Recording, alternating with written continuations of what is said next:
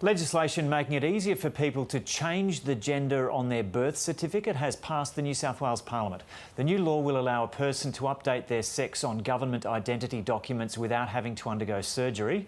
For more on this, we now speak to Paige Johnson, a City of Newcastle councillor who was also the first openly transgender person to be elected to Newcastle Council.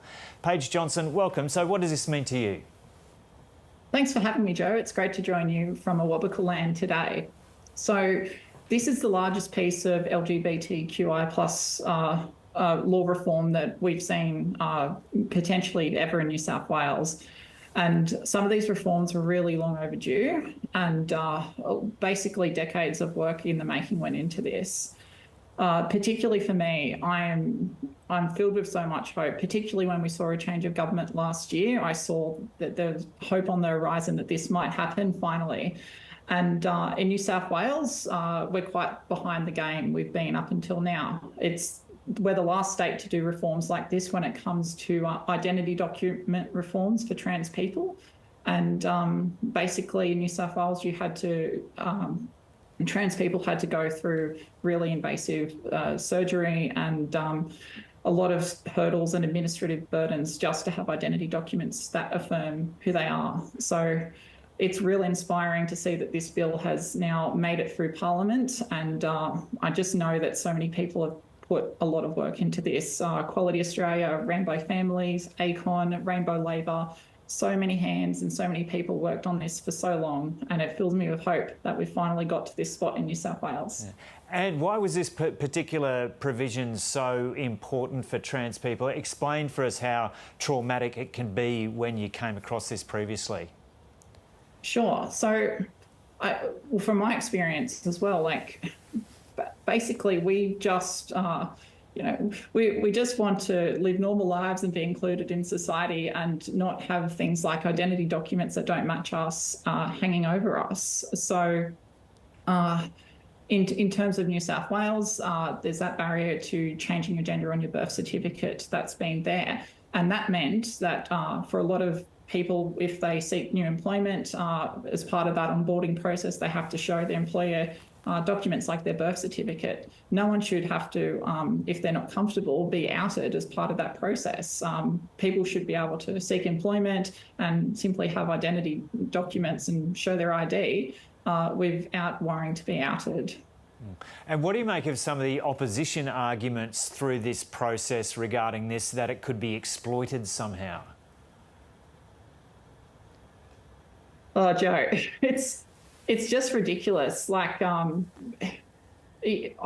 seen the argument that some people in Parliament put around the other day, basically that it would somehow change the way people use bathrooms. I don't remember the last time I was asked to show my birth certificate when I used a bathroom, and I don't think you would either, or anyone in Australia or probably anywhere in the world would have had to have shown their birth certificate when they use a bathroom. So we see this sort of rhetoric from the anti-trans lobby and these groups of people on that political extreme.